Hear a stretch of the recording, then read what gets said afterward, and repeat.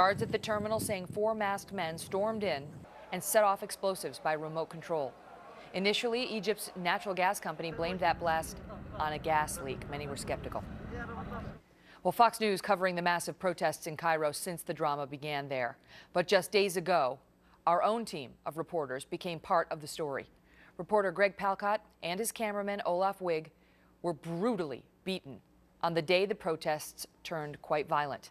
And now they are sharing their harrowing story with our own John Roberts. He is live in London with more. John?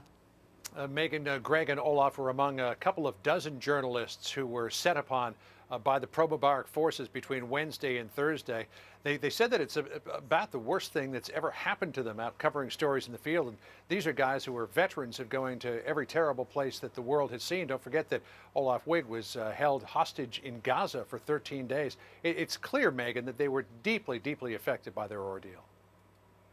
The main street was a total war zone. It was smoke, it was rocks being thrown, it was Molotov cocktails, it was flames, it was live fire. I got grabbed and I thought, that moment I thought, okay, I'm really now in trouble.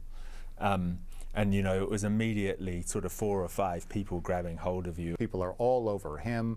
Within about 30 seconds, people are all over us, and that's when our life or death struggle began.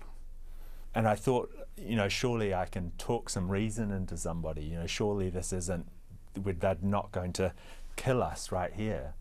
And then the more they hit you, the more you realized, oh, actually they probably could right now. The whole time you're getting pummeled with open hands, with fists, with sticks, with, we're told, rocks. Don't think metal bars. Principally going for the head. Again and again and again, the head was the target, but the rest of the body is fair game too. I've got 2 really good-sized lacerations on the back of my head. A smaller one at the front and a stab wound in the back of my leg. My back is just looks like a piece of modern art. I'm just completely black and blue. Do you remember any of the hits?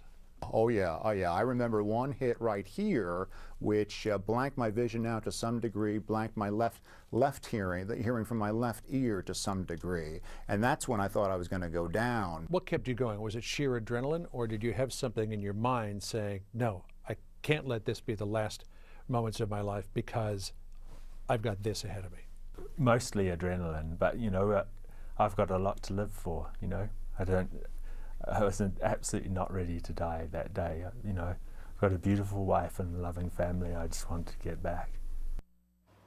That determination eventually led them to an Egyptian armored personnel carrier. They climbed inside long enough to wait for an ambulance to arrive. That ambulance took them to the hospital where Megan, a very young and very professional and kind Egyptian hospital staff, sewed them up. But from there, they were taken by the military to the Egyptian secret police, where they were blindfolded, asked questions, videotaped, photographed, and eventually released, Megan.